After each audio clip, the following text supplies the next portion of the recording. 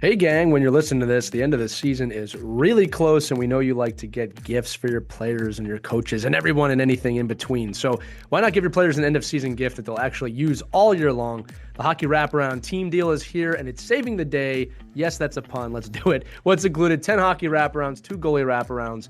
You can mix and match however you want if you contact us, but it helps to protect the expensive hockey sticks when playing off the ice so your kids won't destroy their hockey sticks. It also allows your kids to train all year round, especially in the summer. Shots, puck handling, we make it for goalies too. It is the ultimate off-ice training experience. All of this for your whole team, $199. That's a $500 value. Again, $199 divided by however many kids you have. If you need more, we can add them on at a limited price as well.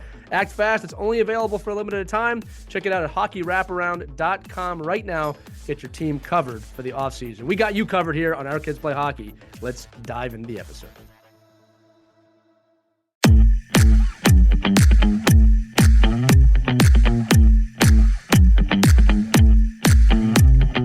Hello, hockey friends and families around the world, and welcome back to another edition of Our Kids Play Hockey. I'm Lee Elias with Mike Bonelli. Sheri Hudspeth from Our Girls Play Hockey joins us today because, guys, we're talking about something we're not supposed to talk about.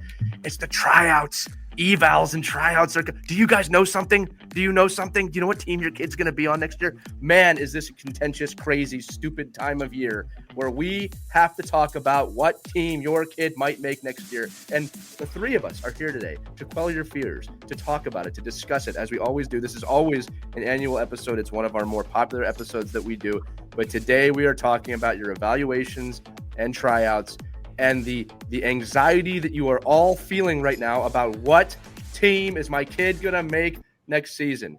And I'm here to tell you, and Mike and Sheri, not so much that it doesn't matter what team your kid makes, but that your kid's probably going to make a team and you got to live with it no matter what. Now, let's go around the horn here, guys. We're going to talk today about obviously how to prepare for tryouts, best practices literally for you at tryouts, how to give yourself obviously the best opportunity to showcase your ability if you're a kid or your parent. And yes, parents, we said you too, because parents, this is also a tryout for you. Believe us, it's also a tryout for you. And then we're also just going to talk about generally, not if tryouts matter or not. They do matter, but why we put so much onus on what team your kids make. And I think personally, especially in the younger age groups, that's a mistake, right? It's all about development and finding a team where your team develops. But let's start out. I got to jump in just to frame this a little bit. Yeah, we're not talking about like the BCHL and the USHL and the your junior hockey team. Because I guess I'll just jump in and say like anything like tryouts after 14, different, are real tryouts. Agreed, 100% agreed. They're real. So I think we're just framing this in my mind, under 14 and under. I think that's super fair. Youth hockey tryouts, not if you're 16 years old, just tune this out for a little bit and wait for the final ending. But if you're a parent of a 12-year-old, a 10-year-old, an 8-year-old, 6-year-old, I think this is so valuable to hear. Yeah, I agree, Mike. That's great. I appreciate you doing that because you're absolutely correct. Above 15 becomes a little bit more of a competitive tryout, and you may get cut. It may happen when you're younger too, but let's talk about it for under 14. I think that's good framing. Sheri, you're a coach. Mike's a coach. I'm a coach. We all have to do tryouts and evals this season. What are some of your tips, tricks, and thoughts on being an effective person at a tryout or an eval? Yeah, exciting episode. A lot to get into. I think let's start with maybe the night before, right? Getting good rest the night before. And I've seen this too, is like kids check your equipment. Make sure that everything is in your bag. You got every shin pad, skates, helmet, everything. I've seen kids show up, and they're 9, 10 years old. Mom, I forgot my shin pad, and they have to run back. Well, guess who notices that, right? The coaches, the evaluators. Where did this kid go? Why are they on the ice 2 or 3 minutes late? Is because the parent had to run home. That's noticeable, and it's something that I think you can take accountability for very young. Is checking your equipment and make sure that you're ready to go. Get good sleep, eat good the night before. I know there's probably a lot of nerves. It's going to be hard to go to sleep. Like you're excited and nervous, all the nerves that are going to come into that. So I think we can start at how it starts at home.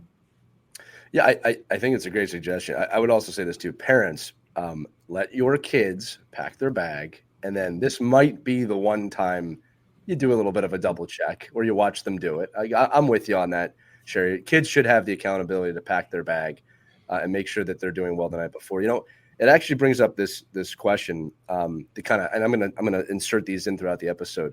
I've been asked by questions. Well, what do I tell my kids to get them hyped up for a tryout? What do I tell my kids to get them hyped up for, the eval? And it's like, well, okay, first off, if your kid's not hyped up about hockey, that's a problem. All right.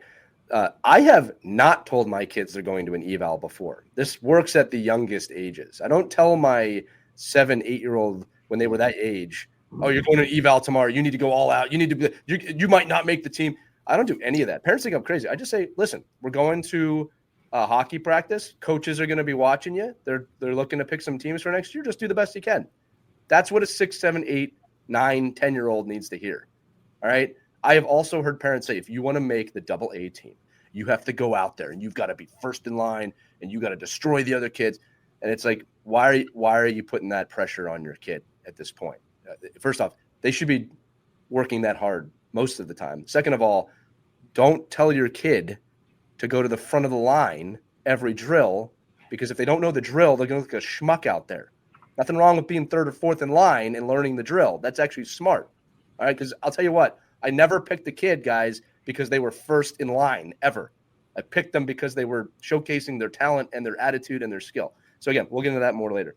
But yes, make sure you have all your gear. And then, Sheri, arriving on time, right? It's not about, if they say be there an hour before, when should they be there?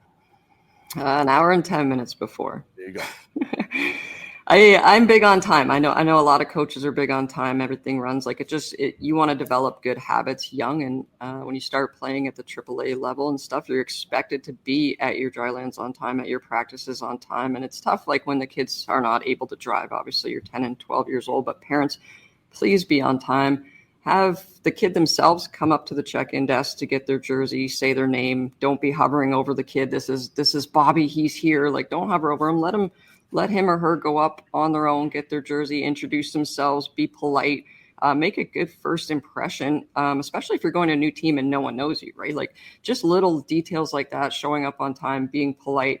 It's going to get noticed over other kids who, maybe their moms are standing there hovering over them. Like, where's my jersey? Oh, he's not that number. Like, just Have you seen that? Have people done that? I've seen it. It's like if you get number 67 and you wear 14, it's a tryout. So, just be thankful what you have, get in line, go find your locker room. Like if you're there early, you're going to find your locker room, especially, find your locker room, get your stick tapes, get your headphones on, get locked in, start thinking about, what you're there to do and be ready. And coaches are going to, they're going to notice that this kid's here. He's locked in, he's taping his stick. He's all set and ready to go. Yeah, well, I always love that phrase. You get what you get and you don't get upset, especially when it comes to numbers. Another good point on that, Sheri, is that, I think sometimes kids come in or parents come in, they're looking for the coaches, they're looking for the evaluators.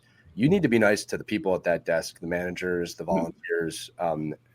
Someone may be watching, but why don't we put together a quick little script for a young kid? Because, they might say, I don't know what to say. And I think the first thing is introducing yourself. Hi, my name is XYZ. And maybe just something like, I'm really excited to be here today. I think that could be enough. And then, maybe like, what do I need to do to sign up? What do you need from me? Do you need my mom or dad for anything? Depending on that alone. And then maybe shaking a hand or giving a fist pump, just introducing yourself across the way makes a huge difference in this aspect. We're talking about off the ice, obviously, right now. We'll get to the on ice stuff in a minute. But would you guys think that's a pretty simple script there? Is there anything else a kid should be saying?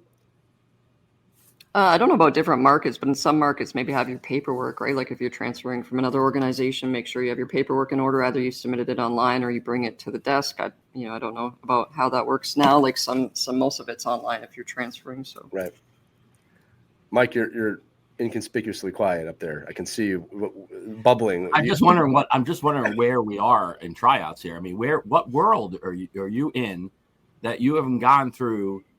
Like, I don't know. If you're listening to this right now, you're going to a tryout at youth hockey today, and I'll just give the perspective of being at thousands of tryouts and working right now with hundreds of programs that do tryouts, that the tryout itself is really, I love the fact that we're preparing the kids for the things that we want to do when you show up, having your equipment, being polite, look like you're coordinated, look like you're the one that wants to be there, and I think we want to do that for all our kids. But I think as far as like the tryout goes itself, I think you have to first get through, how many private ID skates have there been? How many pre-tryout dates have there been? How many behind the scenes, pieces of this? Because where we are youth hockey today, yeah, I don't think this is my own personal opinion, by the way. I don't think the tryout exists. I don't see it. It does not exist. That you're going to, if you're in a youth hockey today on the East Coast, Northeast, in most southern places, you're going to a place that the team has been determined. Mostly determined, yeah, for sure. Mostly determined. There's little pieces you could put in there, but we should be looking for, and I think we've talked about this a number of times, you have to be in the reality that you're just looking to have your son or daughter play in the best environment they can be. Correct. And preparing them for the fact that the tryout is not like the kiss of death. It's not, you're not making it or not making it, because making a team at the youth level doesn't mean you're the best player or the worst player anymore. It's just you're on the team. I mean, again, I'm coming from a point of view of I know a lot of organizations say, well, no, we have private outside people do the evaluations. We have other people come in, which is all BS, because you're telling me a professional. I know the best evaluators in the world right now cannot evaluate a team in a 3-hour tryout. No. You said last year, Mike, actually really well, that the evaluation is the whole season, right? You had said that in last year's organization. Listening to this, your tryout is your season, right?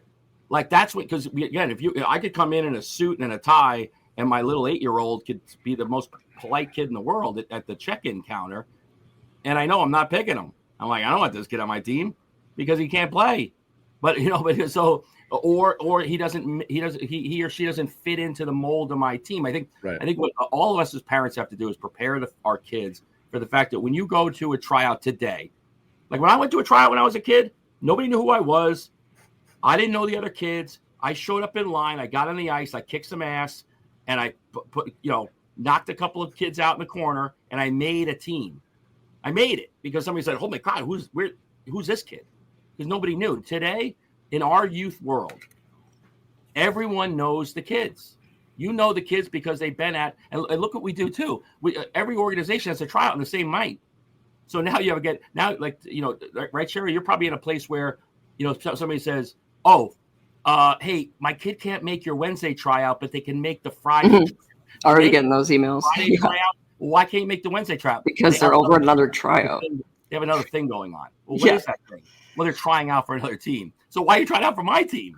So don't try out for my team. So I don't want to go off track here because it is. I know it's a. No, you're making tremendous points. A tryout episode, but I think to disillusion our audience and disillusion ourselves as parents to think that there is really tryouts anymore. It's just not factual. There are evaluations of kids happening in places, but again, the buyer beware.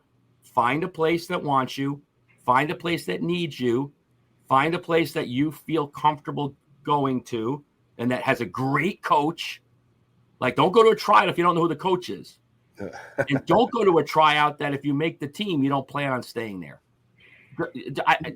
Just don't do it because you're not only you're hurting other kids, but you're just, I don't know what you're even telling your son or daughter. Like, well, we're going to go try out because we got to see what everybody else is doing. If you start to worry about that at 6 and 7 and 8 years old, you're doomed. Oh, people do. I've seen it. I'm just saying the reality is I know that happens, right? So, but if you're setting yourself up for that, you're doomed to go in to say, well, I'm only going here to see what the other 3 kids are doing. Right. And you know what's funny, Mike? What I'm saying is pick your program, go to the evaluation. You're going to get selected for a team. Nobody's not going to take your money, by the way. You're going to get selected for a team. But just make sure you're framing it in a way that's best for your family. Well, you're getting to a great point here. And again, this doesn't negate anything that we said about being professional when you walk in. No, but all the other stuff is being prepared. You still have to, you're an expert, they think, right? It all still stands, and in a sense that no matter where you're at, that's something you should portray. But Mike, you're getting into the crux of the episode now, which is fantastic. I'll tell a quick story. I had a kid in mites last year, obviously no names here, who decided to make a lateral leap to another club. And I remember he was asking me, hey, convince me to stay. And I said, that's not my job to convince you to stay. It was amazing. It was like, you got to convince me to stay here. I'm like, I'm not convincing you to stay anywhere. And I just asked him, why do you want to go there? Why do you want to do this? And I was just very honest. I said, look, if that's what you think you want to do, that's fine. I don't think there's that much of a difference at this age group that it matters. And I told him, I think that the prestigiousness of that program is what's attractive to you. I was just honest. And I got a text halfway through the season. Swear to God, it was, you were completely right. There's nothing different here.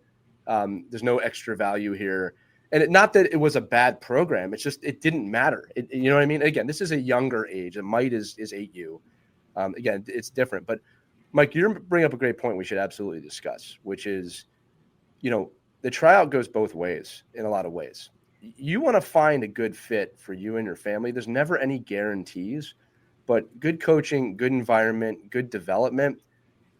It's funny. I don't think those are the primary things people think about when they go to an eval. I think that what they're thinking about is, I want to make the top team. And I think that that's a mistake. You want to make the team that is appropriate for your kid. And I'll tell you what, people listening, just so you know, I'm not speaking out of nowhere here. There have been years when I was in youth hockey, I made the same team, same letter, back-to-back years.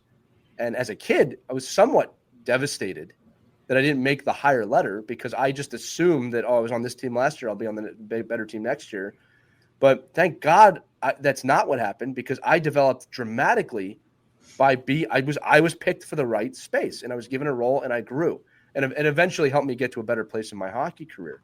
So I think when you walk into an eval, don't tell your kids, please, parents, don't tell your kids something like, you deserve to be AA, AAA, A, whatever it is. Don't tell them that.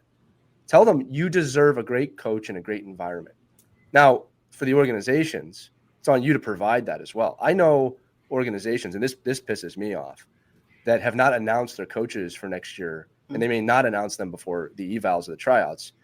And it's like, man, you're putting yourself at a real detriment to those parents. I want to know who's coaching these teams. I want to know if my kid's going to be a 10U player or 12U player, that there's good coaches across the board. So AA, A, B, AAA, whatever it is, triple B, we made up all the different letters here, that no matter where they land, they're going to have a good coach. That's something organizations need to do. But let's just stay on this for 1 second, guys. And just the mentality. Just to Lee, I'm not blaming parents for this either, by the way. I'm blaming the parents. I'm just kidding. That's a joke. Yeah, but I'm blaming all of us. I'm blaming the way the organizations develop their programs and put out their coaching staffs and develop, their quote unquote tryouts. I'm blaming the parents that are looking for the greener side of the pasture. I'm looking at the skills coaches and the private people that are advising these kids and these parents. Like it's a systemic issue throughout the whole of youth hockey, that we find ourselves in a place where tryout season, which probably started in November, is really just another way to place kids and get around the rules of USA Hockey or wherever your ruling body is in your state to select kids. It's really unconscionable, actually. It's amazing that we as leaders of hockey continue to allow this to happen. Well, it's old thinking too. Year out. It's old thinking. Right, because the parents really don't have the power. Like, you can't just start your own team. Like, as much as I detest a lot of the way parents react to coaches and how they treat organizations and how they treat internally, how they work with their kid, we're developing these kids and these families to react the way they react because of the way we run our programs. And I don't know, it's just it's a holistic view of what do you really want to get out of the sport. And if getting out of the sport is, I just want my kid to have fun. And I really love coming to the rink every day, then start looking for organizations that offer that. Well, I think I would make the assumption a good portion of our audience feels that way, right? But they still feel the anxieties and the pressures of these events. It's funny. I can prove your point, Mike. I made this suggestion last year, and people thought I had two heads. Sheri, you'll like this. I said, you know what I wish we would do? I wish there was a fall and winter season for club hockey where sometime around the holidays or right after the holidays, we shake up the team. So if a kid needs to move up, he moves up. If a kid needs to move down, he moves down. And you can't do that. No, I said, I know you guys would never allow it to happen because the prestigiousness of whatever letter you're at and the fear of dropping up or down is so overbearing. Even though I can tell you right now on the teams I've coached, there are kids that would have benefited from dropping down with no ego attached to it, just dropping down to that level so they could learn the game a little bit better. But we can't handle that because of the way that we have highlighted letters in hockey. And I said, so there's a fall season, a winter season. There's also the fear of losing kids between seasons. But I said that would actually be a better development model if coaches would actually talk to each other. But we'll never do it because of where we're at, right? So I think that the shift that we were talking about needs to take place in the kids and the parents of understanding that, yeah, Mike, you made a great point. The 2 tryouts are not determining your kid's future. It's what they do over the 8-month season, most likely. Now, with that said, look, and this is why I said the rosters are mostly picked. There's absolutely bubble positions on every team. The bottom 3 players or even top 3 players are sometimes interchangeable, and you can break through at an eval or a tryout or fall down depending on how you perform. All right. But yeah, I think you're right in that 90% of the team is essentially chosen, and that the evals are just there to make sure that it's organized and put forward. But evals and tryouts on their own are really a dated idea, Mike. What you were talking about when you were growing up, when I was growing up, Sheri, you too. I think these were looked upon differently. It really was a true tryout or a true eval, whereas now it's a formality. I do want to turn a little bit towards actually being on the ice at evals, because no matter what we talk about, the evals are going to happen and tryouts are going to happen. And I want to make sure that, especially if you feel like your kid's one of those bubble players, you understand what you have control over on the ice once you get out there. And before we do that, let's just talk about mentality, because I think that all combines together here. Those kind of precious minutes before the tryout, where everybody's feeling a little bit of nerves. Parents, I would really have a good conversation with your kid to remind them that, A, you love being out there. Don't forget that. You love being on the ice. It's always exciting to be on the ice. The 2, and parents, I implore you to say this. I mean, I'm begging you to say it. To tell your kids before an eval, I promise you this will not make them work less hard. That no matter what happens out there, I'm going to love you. No matter what team you make, I'm going to love you. That my love for you is not dependent on the team or the letters. Tell your kids that. I promise you they are not going to go out there and not try because you said it. All right? I can tell you that if you put the pressure on them to make a team, I mean, you're doing them a major disservice. You're not making them a better competitor. You're just instilling fear. I know there's people out there that think that fear can create results. Look, if it's done the right way, it can. That's not the right way in my mind, okay? Do either of you disagree with that statement? Parents, a lot of the pressure comes from you and what you're able to say to them. Yeah, I do. I would agree. I mean, it's really just the holistic view of how you look at all of this stuff, right? I mean, if you're a parent that every single time your kid goes to the rink, you're on the glass and you're like in a frenzy, that if you're like, okay, I got 10 hours of video on you this week and I scouted the other team and look at the other kid. Like if you're that parent with that kid, and that kid is and we've interviewed lots of NHL players that had those parents. Yep. And if you're able to survive that, hey, you know what? That's not my kid. Like that's you. That's your life. If you're able to do that and be the person in the corner, great. But overwhelmingly, I think it's the parent that just prepares their kid to go on the ice in a positive way, in an uplifting way, in a way where we're inspirational and not,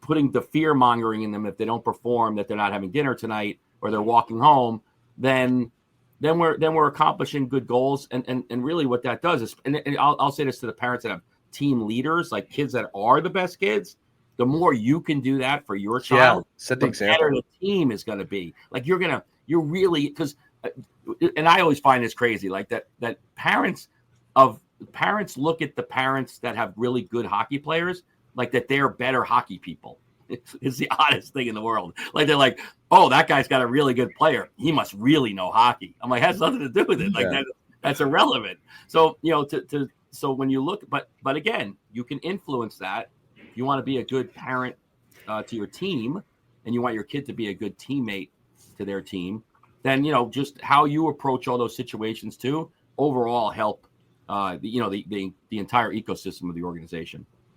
We have 3 coaches here, 3 NHL coaches that have very young sons that are playing here, and they are in the rink sitting watching practice like normal parents. And these coaches, they're parents like everyone else, but they are textbook hockey parents. They sit there, they watch their kids. They don't tell the parent, like the coaches, how to coach, even though they are in the NHL, but they sit there very quietly. They enjoy watching their kids play. And you always see them very positive after the game with their kids and after the practices. So it's like, just chill, like sit and watch the kids. Banging on the glass and being a crazy lunatic is just going to draw attention to you that no one's going to want to deal with you, and it's going to affect your kid, right? So it's like, let the kid go out there and perform, and let their performance do the talking, not you yelling at the glass. Yelling skate as loud as you can is not going to help anything. We've all seen it. They can't hear you.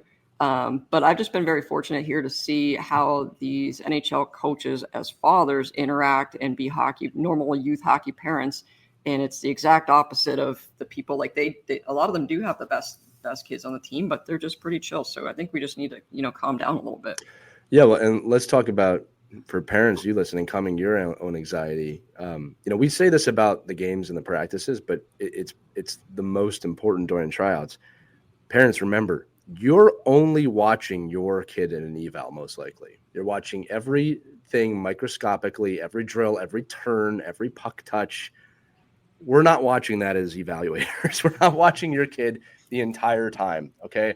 So just remember, you're hyper-focused on your own kid. We get it. I get it, okay? When I watch my own kids, I scan around, but yeah, my eyes are on my own kids quite a lot. And, I can hear the parents' thoughts. Oh, my kid just did this really great thing, but no one was looking. That's going to happen. That's why at the tryout, it's an all-the-time thing, or even during the season, not just tryout. It's an all-the-time thing. It's not just at a tryout thing, right? The things that I do look at is, and we should probably talk about, actually, the 3 of us should talk about kind of how evaluations are done, because we're not watching one kid the whole time. I can tell you the first thing I'm looking at, especially below the age of 14, is skating ability. It's my first ranking. Skating pops right away. Can you skate? Because I'll tell you what, if you even want to qualify for a higher level team, the skating has to be there.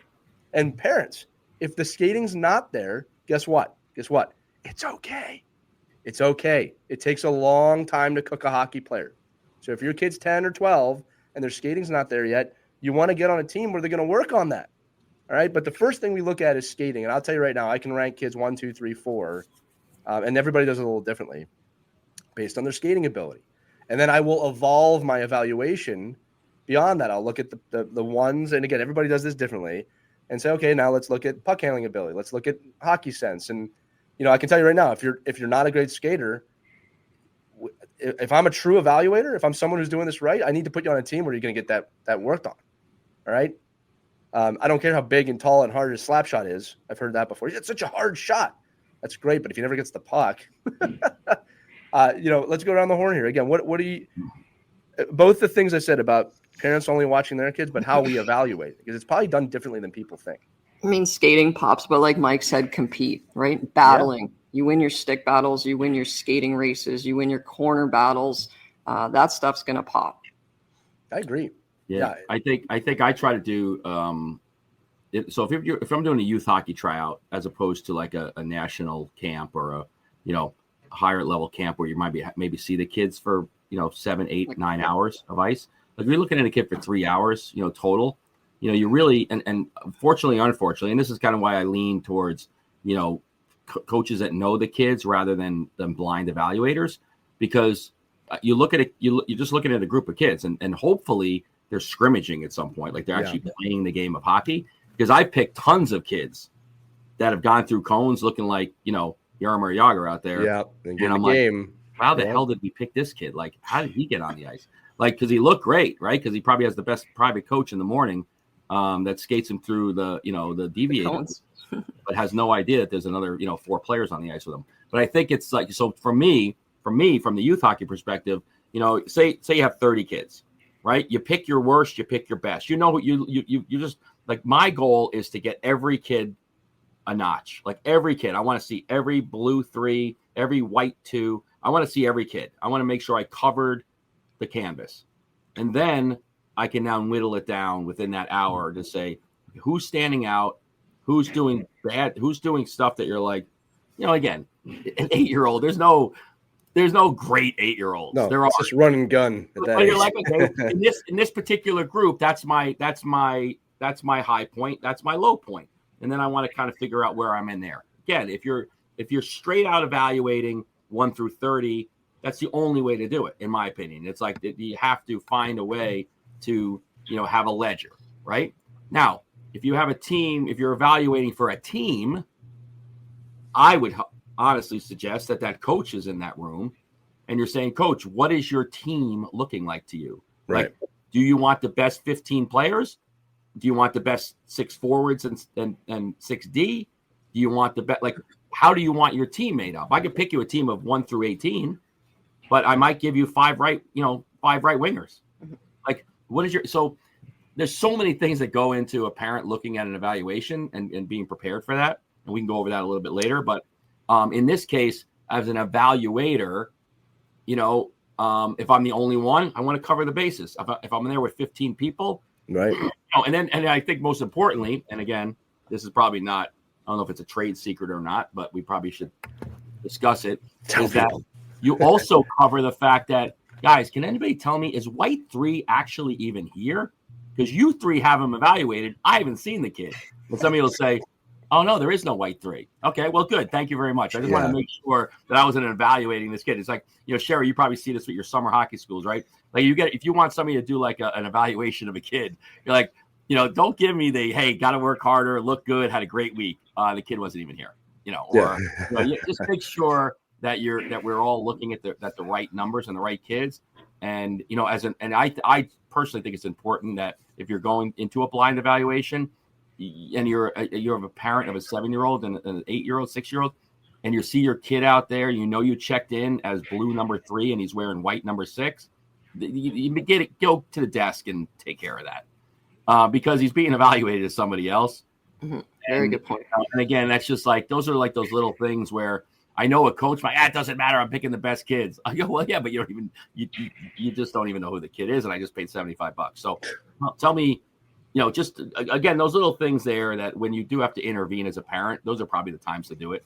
Yeah.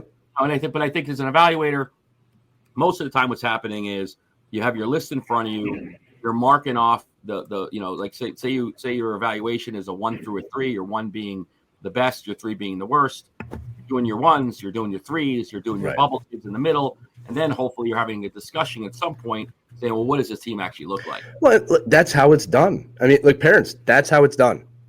90% of each roster is picked, and we got our bubble players, and we have to decide. And I wouldn't call them trades, but what I'm saying is what ends up happening is you start asking about development. Where is this kid going to develop correctly? I'll give you a great example, and this is a little bit of a trick question, right? Your kid has the choice of being the bottom 2 defensemen, bottom 6, or the top 3 on a lower team. Where do you go? It's a paradox because I haven't given you enough information to answer that question yet. Right. And this is where parents get lost. Well, I would definitely go here. I have not given you enough information to answer that question yet. I need to know, where did that kid play last year? What are they aspiring to do? Right.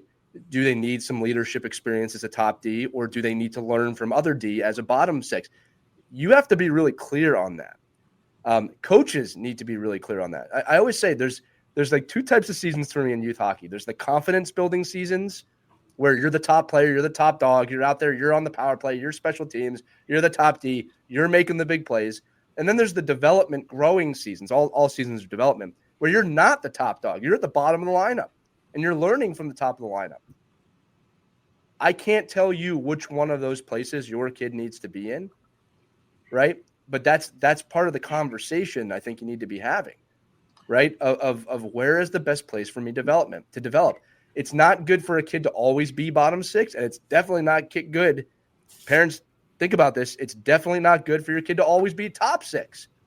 And I think at youth hockey too, and this is why when you said earlier about naming your coaches, it's so important for an organization to define who's working with the kids, because you might look and say, yeah, that coach is great, but that coach is a great recruiter of talent, right. not a great developer of talent, right? So do I want to be on the team with the recruiter of talent, which is going to out recruit my kid anyway? Like, my job as the top dog in the organization is to out recruit my team. That's my job, right? My job is to have a team, and then all year I'm looking at other kids, other teams we play, and trying to get their kids to come to my organization to get rid of the crappy kids I picked in the first place. So how do I, so what do I look at as a parent? Well, tell me that the second coach, the second team my kid's getting placed on, let's call it the lower team, has a better coach, has a better feel for the Hopefully kid. Hopefully they do. But again, that's why it's so important. And we could talk about like the buyer beware piece of tryouts. And we've talked about this too on our episodes a lot, is that when you're looking at an organization in the first place, just you're looking at the organization, you got to make sure you go through that checklist of what that organization offers you, because it's not all about just playing for the best team. It's about playing for the best situation, for your player. Right. Mike, these are tremendous points that you're making. And again, I think with parents and organizations, you got to name your coaches. Because here's the deal too, especially when you get to the older side of what we're talking about with, the 14U.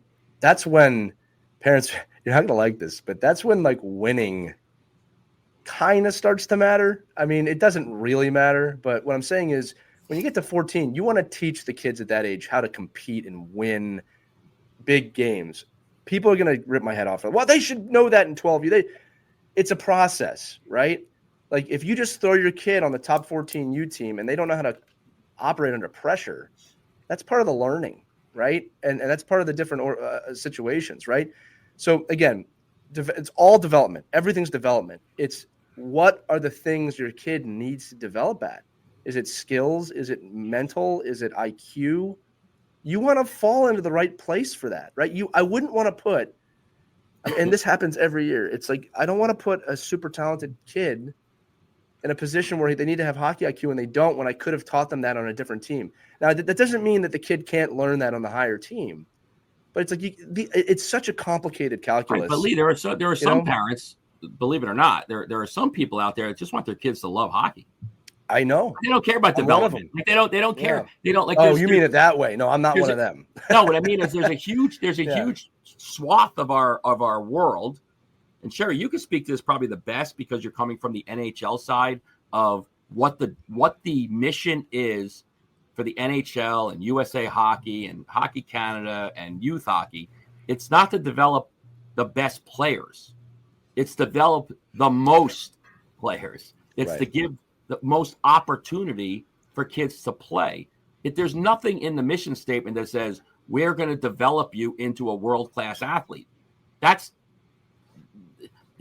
room for that. There's plenty of organizations for that. But the NHL, Hockey Canada, USA Hockey, obviously we care about numbers, growing the game, getting as many kids into hockey as possible. Like, for example, if junior knights go to a tournament and they win, no one in the front office is asking how the 12U team did. What was the score of that game? Like, they care that we are icing teams. We're icing more teams every single year. We're icing girls teams, boys teams, special needs teams, everything. Like, everyone can play. And I think that's obviously the goal from this side of it, is not the actual wins and losses. And I mean, I'm in the NHL. I played college, everything like that. I can never tell you what a score of a game was when I was 12 years old, right? But I can tell you, like, I played with all these girls and I'm friends with them for life. And now, there's a lot more that goes into it from a bigger picture, not just this narrow window of like, we have to beat Bell Tire tonight, or so my hockey rankings go up. And like, the bigger picture doesn't care about that. We care about obviously growing the game and getting as many people into the game as possible. Now I fall from the side. I probably fall closer to Lee, right? Where I think development is fun. Like, so I look at it. I look at That's what I developing was. and getting Yeah. better and winning is the fun part. But I again, love that. I love that. Oh, I love winning. Like I'm but not going to think, tournament for no reason. right, I'm not there for fresh air. I'm there but to I win. think that's why. Sheri and Mike. Well, that's where. I want to say this real quick. The three of us here, and again, for our audience, don't ever mistake our kindness for weakness. Don't ever mistake what we're talking about. We want to win games, okay? Like, we coach to win games. That's just not our only priority. Oh yeah, no. Listen, yeah. if I'm watching my son play dev hockey, I'm stewing if he loses a one-on-one. I'm like, what the hell? Right. What is wrong with you? But I mean, but it's just, but I said the overall mission, and again, getting back to tryouts and wanting to be on a team, the mission is wanting to see your child love coming to the arena and love developing, love competing, love learning new things and being with new teammates and being with new families. That again, the hockey world is so unique too, because unless you're from Minnesota or Rochester, New York, you're in a community of massive amounts of communities. Like, you're drawing kids. You're not running into a kid at Stop and Shop, that you play hockey with, because you're probably not even in the same town. Like, so hockey's so unique that it's so important that piece of your life is better because it's unique. I got to say this too. I don't like to look too far ahead from wherever my kids are at. If they're 11, they're 11. But parents, I promise you, there is no future for them in this game if they don't love the game. All right? There's just no future. It doesn't happen. Parents, do yourself a favor and look at the burnout rate at 15. It's astounding how many kids quit this game at 15 because of the pressure. All right? The kids who stick around, most of them love this game ridiculously. And we say it all the time on the show. You can't create that. You can only cultivate that. All right? And again, if you're listening to the show, you do that. All right? I want my children to love this game. I think the greatest feeling that I get is when they share that with me. I just love playing. Man, does that feel better than any championship I think I've ever won. All right? When I can see it. My son said something to me that really caught me off guard the other day. I think this is a testament to his team, was that, we were in a position in the playoffs where we knew we weren't going to advance, and we lost this overtime game. And this comes back to tryouts. Follow me. And I thought he was upset that he lost in overtime. He's a goalie, right? It's tough for goalies. And he was upset. He said, yeah, no, I'm upset we lost. But he goes, like, I'm really upset because the season's coming to an end. I don't want this to end. And while that was kind of a somber moment, I said, man, that is maybe the best thing he could be saying to me right now. Like, he wants to keep going. Kid played 45 plus games this year in net. He wants to keep going. And he kind of said something like, I really can't, I'm looking forward to getting on the ice for like the evals, like getting back out there just to be with my friends again. Man, again, look, I wish that for everybody. I do, but as a parent, how comforting that is for me, for my kid to be like, oh, I can't wait to get back out there and play again. Parents, I'll tell you this too, that your kids, this is a cool part of this episode too. Your kids are naturally going to put pressure on themselves at tryouts. They're going to do it no matter what. No matter how calm we could be. I could be a Hindu cow, and my kids are still going to feel something at evals, because it's an eval, it's a tryout. It's the way we frame it, right? So you don't need to put any more onus on them. Here's one for both of you. I've got parents that come up to me and say, it's this eval, and I just don't think that they're motivated. Well, you got to dive into that a little bit more than just telling me that, right? Why is your kid not motivated? Have you had that conversation? Like, why are you not motivated? First off, this is going to sound weird. It's okay if they're not motivated, right? That's just not where they're at yet. It might not be okay for the eval, but like, we're talking about them as a human being here, right?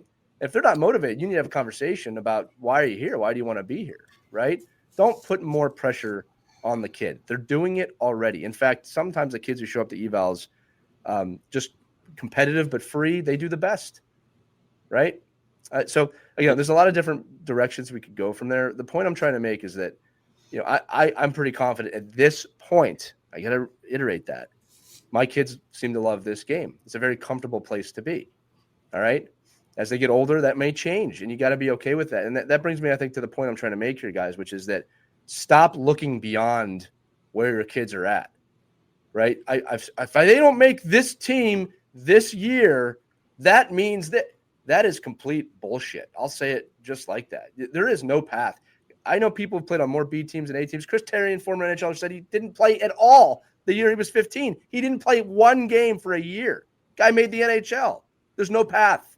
The path is be present with your kid in an eval or tryout and let them go out there and experience it, knowing everything that we said is true about the full season, right? Again, I don't know where we want to go from there, but that was a comforting moment for me if I want to get back out there.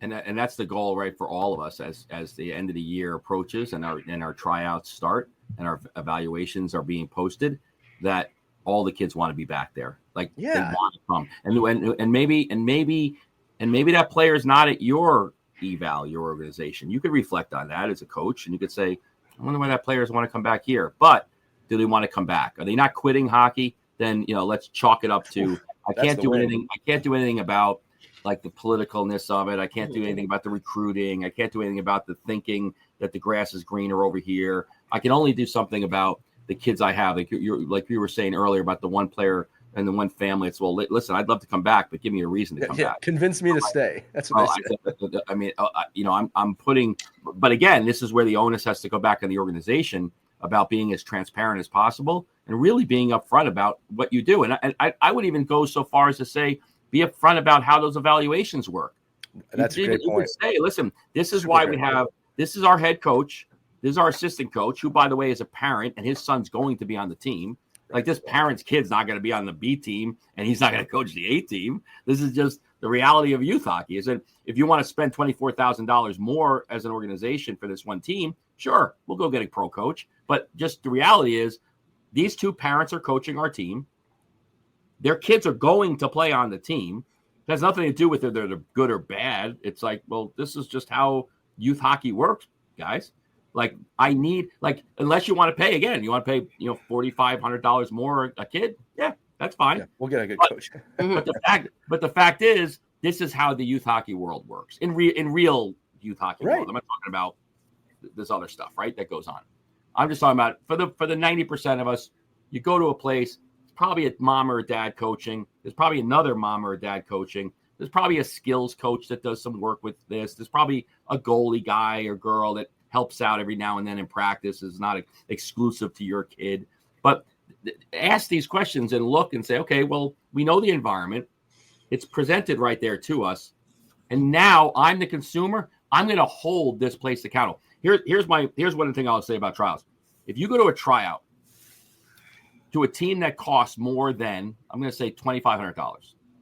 I think that's a lot of places around the country. If your travel team costs more than $2,500 to play on, you should demand that information. Yeah. You should say, I want to know who the coaches are, how many times we get on the ice, what the off-ice situation looks like. Now, again, $2,500 is not a lot. I mean, in the East Coast, it's $13,000. Oh, crazy. Yeah, that's really, yeah. I'm just saying $2,500 is the lowest bar I can give you.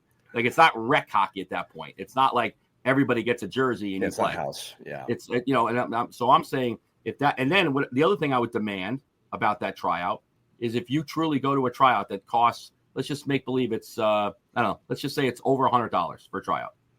2 days, 3 days, over $100. You should be demanding an evaluation back to you. That's a great point. That's why you did not make the team. Now, 90% of your organizations won't do this, but you should demand it. If you're going to tell me that you're coming to my team to try out because I have the best coaches, the best evaluators, I know how to develop talent, I know how to pick talent, I know how to find talent, then you show me. I'm the consumer. I paid you. Show me that you know that. Don't tell me how come my kid didn't make the team. They just got to work harder. They got to be shit. 8 years old. I get it. But they again, just got to work harder. Do that because they'll come up with some excuse that, well, that's a lot of work. That's too hard. I got too many kids. That's all BS. It's, you see the kids. If you have 10 evaluators there looking at the kids, you tell me you can't have 3 bullet points on why a kid made a team or didn't make a team. Again, this is not rec hockey. This is not No, talent. I think this is completely fair. And in fact, Mike, you're saying it like it's going to be this contentious thing. And to me, it's. Well, I think it is. I number 100%. I think it is. Well, no. Sorry. I agree with you. And what I'm saying is that you're presenting it that way, and that's what it becomes. And it shouldn't be. Like, you should want that feedback. And you don't have to agree with the feedback, but you should want the feedback. Well, yeah. So I guess I'll preface that by saying, when I did this for my organizations, I'll have, Sheri Hudspeth comes in, she tries out, Mike, you're the reason we're here is we love you. We think this organization is great. We think we've seen what you've done with these players. It's unbelievable what you've done with these kids. And then I cut Sheri's kid. Guess what happens? You're the worst coach in the history of coaching. You're an idiot. You guys don't know what you're doing here. You can't even evaluate talent. I'm like, online. Yeah, flame them. It's not even to your face. It's on a blog. But I think, or they even have blogs anymore. Come for their job. It's on a DM to the organization's president. Well, this is a two-way road here. Like, what I'm saying is, you came to me because of what you felt I could do. That's what you need to do. Well, I'm going to say it's a two-way road. Like, parents sometimes mistreat coaches, and that's why coaches don't want to talk. Sheri, you're cut. You're not cut from the show, but you're cut from the team. Yeah, I would have picked you. I'm coming for Mike. Just for your attitude. I want Mike off the show. I want Mike off his show. Trust me. You're not the only one. But I think there's a level of arrogance from youth hockey organizations that come in that claim that they know everything. And I'm probably a little more sensitive to that because I got to sit next to a plumber, an electrician, and an architect telling me about what I should know about hockey. Right. I've never questioned somebody's architectural skills or plumbing skills. Well, at least in public, not two of them. Like, you really shouldn't, you should really have a better, catch basin here for this drain. It's not really, the pitch is wrong. Mike, I've been doing this for 45 years. Yeah, no shit. So have I. So just be in a place where if you're going to go to an organization, you're going to go try out, you are the consumer. Ask for this information. Yeah. It's a red flag to me if somebody says, we just picked the best kids. Okay, well, how? What's your criteria?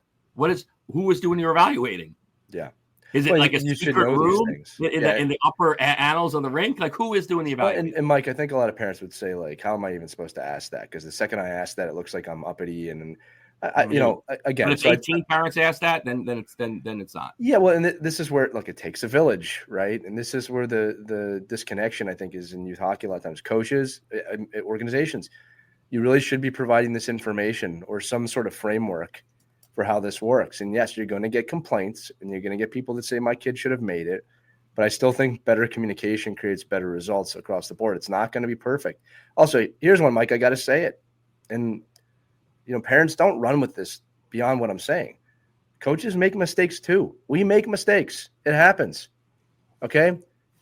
And we all have to live with it. It's not every time your kid doesn't get picked for the team they want to be on, we made a mistake. All the time. All right? It's like, I saw your kid for an hour. How you made a mistake. You can't cut Sheri, Mike. You made a mistake. You're right. You're probably, you know what? You might be right, but I've seen your kid for an hour. Like, you made a mistake by coming to this tryout. You should have came to the pre-ID skate that I had. All 8 of them.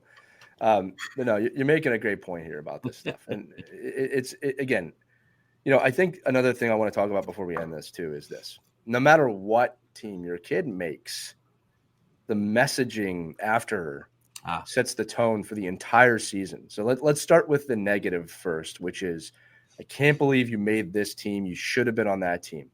By far, the worst thing you can tell your kid is that, because you have just set up a year of this kid now saying, I should have been on that team. They are not going to be focused on what they need to be focused on. That's not going to motivate them. Trust me.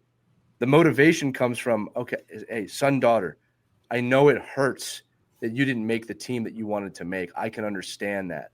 What are we going to do this season to improve to a point you can make that team potentially in the future? There's no guarantees.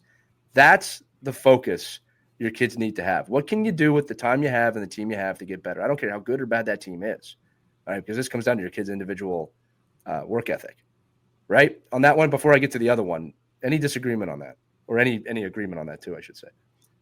Yeah, well, I mean, I love it. I think you're right. I think I think it's that's a really crucial time in big time. like setting the stage for the next part. You might not like it, like you didn't make it.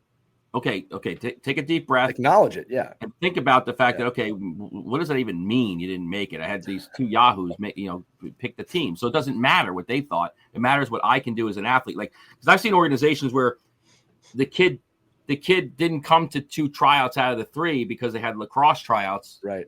And they didn't make it. But they're the best kid on the ice. And the organization says, this is our rule. You got to come to all 3 tryouts or you make the B team. Okay, well, but I knew that going in.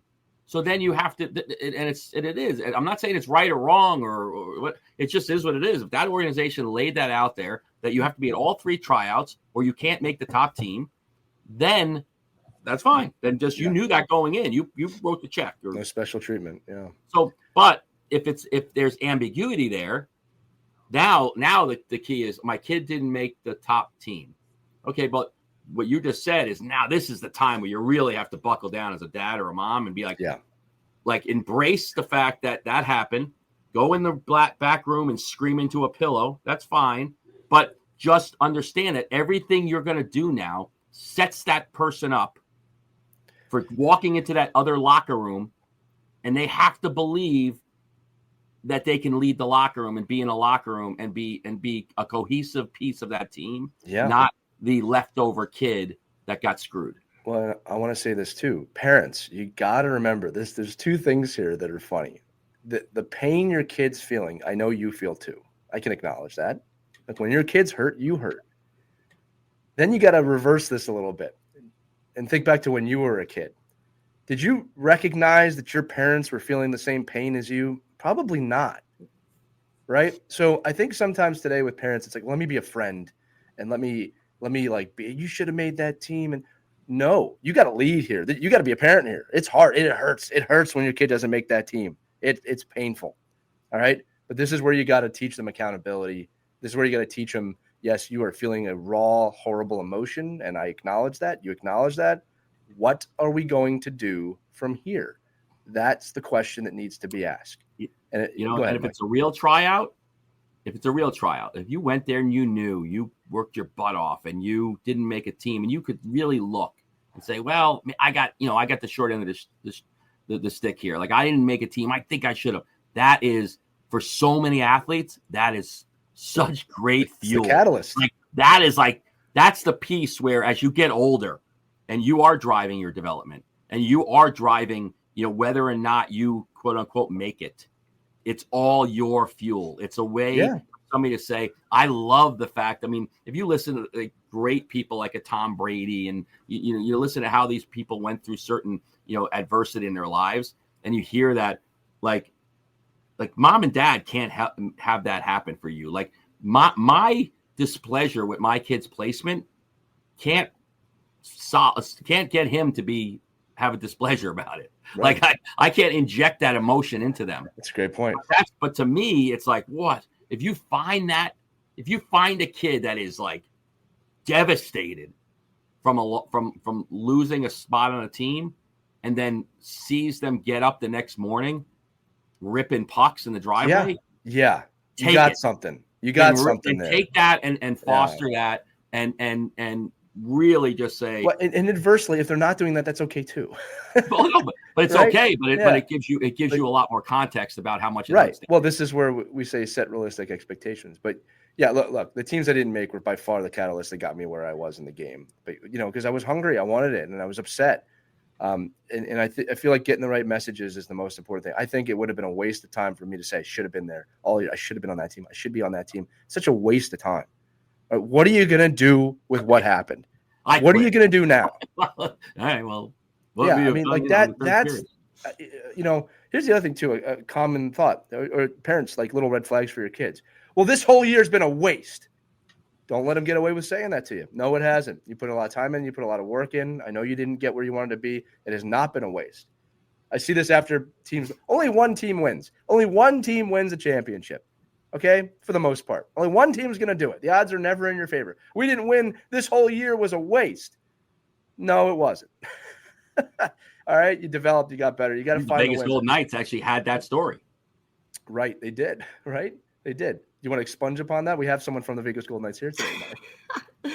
Inside, No, that's the inside season that I information. started here where we didn't make, are you talking about where we didn't make it and then next year like came back and won? Yeah. Right. It's amazing, right? But it didn't go unnoticed that we did not make it, like throughout the office, throughout the hockey operations. It fueled us as like we're gonna have a much better season, and turns out we did, stuck with it, and look where you remind us who you beat in the final. Florida 9-3. Who won the final the next year? Florida.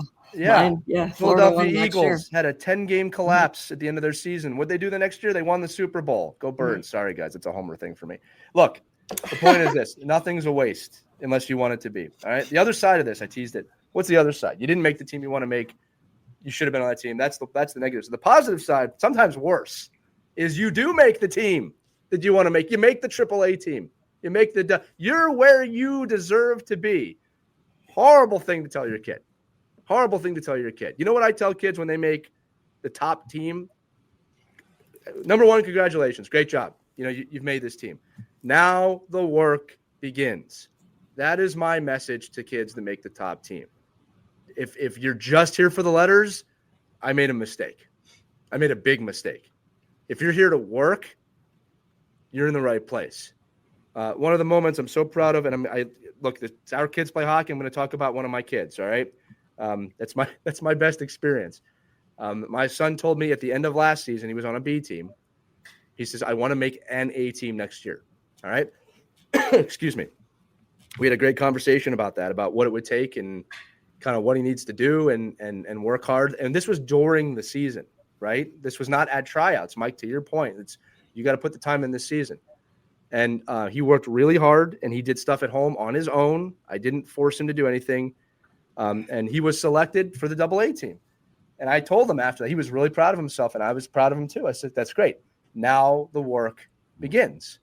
Now you must show that you belong at this level. I'm glad you made it. Now you have to show that you belong. And then what's cool? Excuse me. This is a cool story too. Talk about how tryouts run the entire year. I'd say 3/4 of the way through the season, he hit a little bit of a mental lull where he wasn't playing bad, but I didn't see the fire, right? It's a long season. And he actually came to me and said, how do I get the fire back? And I kind of told him, like, well, buddy, like, that's not something I can give you, that you got to find that. And the way we had this discussion was like, well, look, the playoffs are coming. I think you've proven to everybody that you belong at this level. Now you got to prove you can belong at a playoff level. And for whatever reason, that reignited him. It gave him a path of, I got to play even harder now. And he took it upon himself. This isn't because of me he did this. He took the information and he raised his game. It's the whole year. Now he's moving up to a higher age level. We have not even talked about what team he might make because I honestly don't care. I really don't care. All right? I want him to make a team that's competitive. He'll make the team he makes and he'll get the experience. It's a new age level. All right? People think I'm joking when I say that. I mean, at this point of his hockey journey, I will care when he's older, Mike, to your point. Okay? Just make a team and go play hard for that team. Okay? Oh, I'm going to cough, so I'm muting myself. That's all about, I think that's where at the beginning here, I get so, jaded and bitter about like the youth hockey environment right now that we're setting our kids up for, because we're just not giving them those opportunities for growth. Like there is no made the B team, made the A team, made the B team, made the A team, made the A team and faltered off and made the B team, or the second team. Like, because now you're just like, I don't make the A team, I leave and I go to the next team. Yeah. I go to another organization. That's tough to me. And it happens more often than not. And we allow it to happen as organizations. But I think, and as parents, we think that, because, and again, I think it's because a lot of organizations don't define their path of development and why it doesn't matter, but how, even if your son or daughter makes the quote unquote second team, we have a system in place to help them become the best athlete they can be in the time frame that they're in and at their timeline that they're on. What you just said, I think, is pretty prolific. And I think more organizations should put this up on a wall at a rink, our path to development. Just show it, right? And it doesn't have to be, BA, AA, AAA, whatever. What is the path to development? Put it on the wall. Whatever Right. that is for your organization. It might be different. Because for different development is out recruiting everyone, then write that. We Yeah, out recruit everyone. Yeah, good. No, we do have that here. Like it's a big triangle that shows you like your path to development all the way. My dinosaur thought on this is I would love to see tryouts instead of being 48 hours after nationals, make them 2 months after nationals. It's crazy. It's crazy. No, for real, because so you have these kids that are like AB, AA, AAA, like you want to do that. Like if the kid decides, I want to work to make the AAA team, instead of having to start working on that in September, is take the summer to like put a little bit of weight on, get a skating coach. Great point. Give them that summer to try to get better and to make the team. But 48 hours after nationals, it's like, we're going, sorry, and this organization's going and we have to go because they're going. And then there's just all this FOMO amongst organizations, but it's not what's best for kids' development. Kids' development, give them a little time off, let them get coaches, work on it, like, and then work to make a team in 2 months instead of 48 hours later, because you're not any different 48 hours later.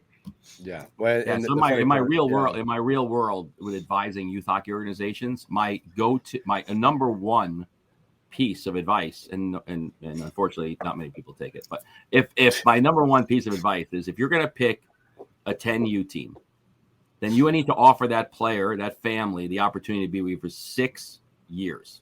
6 years. I'm picking you. I'm developing you. Now, I don't know, like Lee was talking about, I don't know where you are in the scale of the team you're going to be on, but within our group, our 10U group, and again, I'm a big major minor fan. I believe that age appropriate teams are the way to go. I think it's better for so many reasons. You could DM me if you want to know all those reasons, but there's many, many more reasons to do major minor than AB and I agree with you on this, Mike. I wish more people would do it.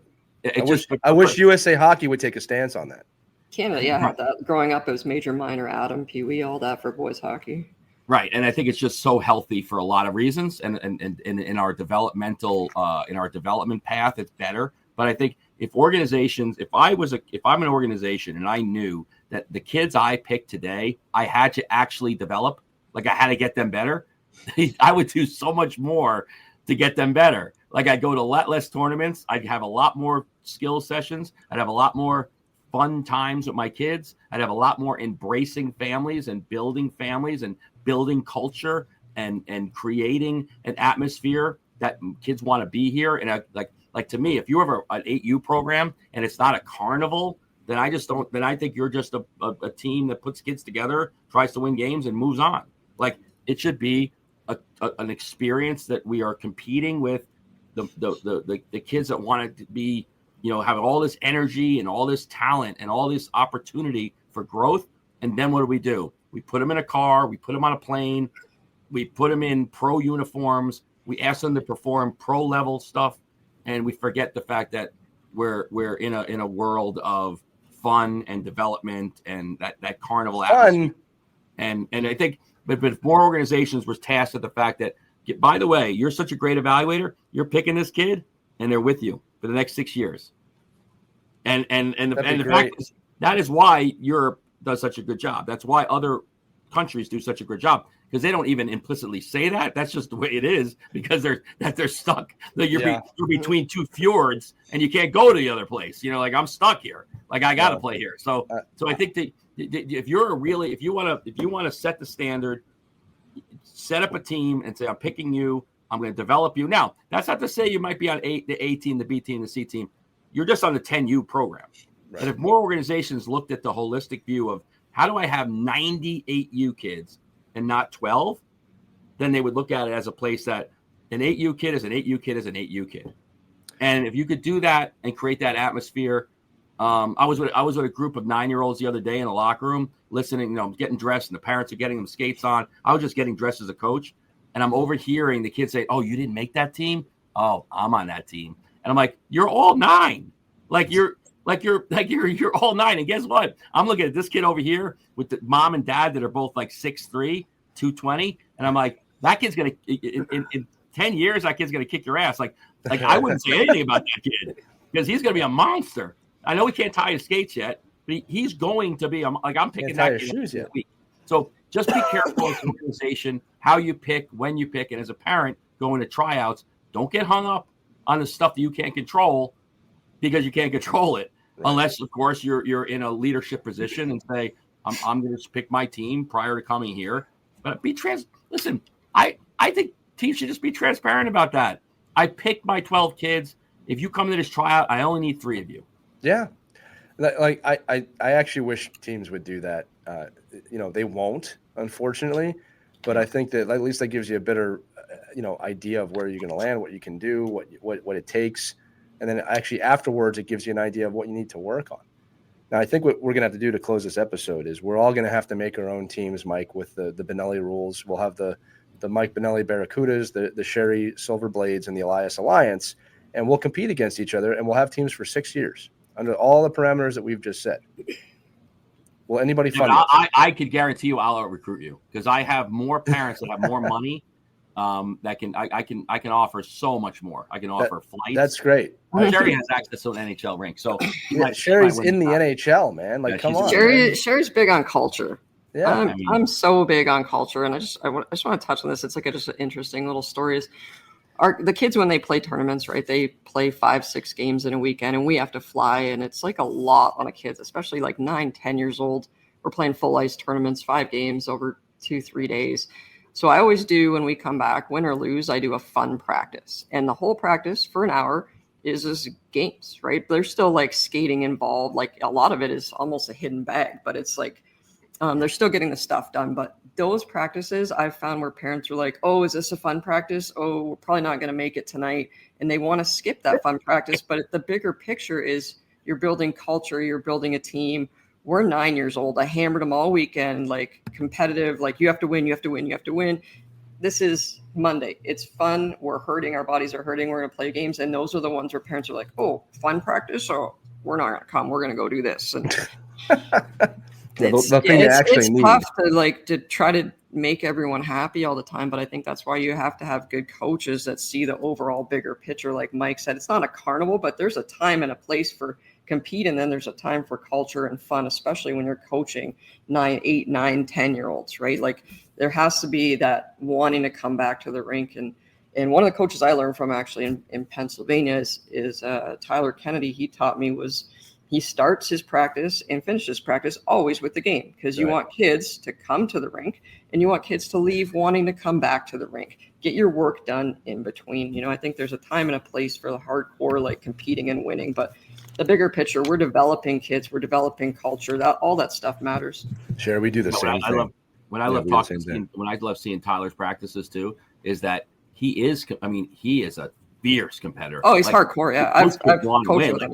They're starting with a game, right? But they're not playing a game. They're like killing each other out there. Like, and to me, I grew up with 4 brothers, right? So I always look at it as like to me, those are the fiercest battles. Like crap at each other in the parking lot, in the driveway. Like when you have a team that is chomping at the bit when that Zamboni drives off the ice and the doors close, that the first thing they're doing is playing a game, an activation game in the neutral zone.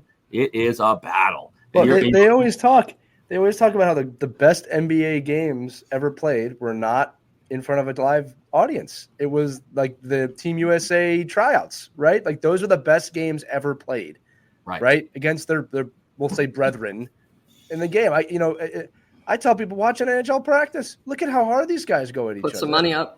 Yeah, right. You want to see. I think when you see that, right, you just saw it in the 4 Nations. Like these guys, that too. It wasn't an all-star game. It was a battle, and that it was insane. So, right, but these guys. But I think that's where we want to get our kids. You can create that culture at 8 and 9 years old. You can create a culture of every day you come here, you're going to compete, but you're going to have a hell of a lot of fun. Yeah, you got to have a good time. Yeah. Well, and look, rounding this episode out, right? The tryout, the eval, it's year round. Right. And it's for all of us. It's for coaches. It's for parents. It's for players. We all play a role in that together. The sooner you can establish that with your congregation, we'll call it, the better it might become. And I'll be honest with you, for the hockey directors listening, it might be a breath of fresh air. I don't think you lose kids if you come out front and say this stuff. I think you actually start to gain them back. And the kids that you do lose in that environment, you probably are going to be okay losing. So, for the parents listening, our ride to the rink this week is going to be directly for your kids going to the tryout and the eval, in which we're going to hopefully give them some perspective on this. And obviously, inspire them to work hard at these evals. You got to work hard all the time though, and that's what that message will be about. But this has been a great episode. We might actually have to title this one, Mike, for you at the top here, just the tryouts don't exist or something like that. We'll have a fun time titling this one. But there's no tryouts anymore. There's no tryouts. Mike, Sheri, this has been awesome. Thanks for joining me today. And for the audience listening, I'm not going to wish you good luck. I don't believe in luck, but I'm just going to wish you good hockey. All right, be supportive of your kids this time of year. Heed the warnings that we have spoken about. Be a support figure for your children. Coaches, do the best that you can.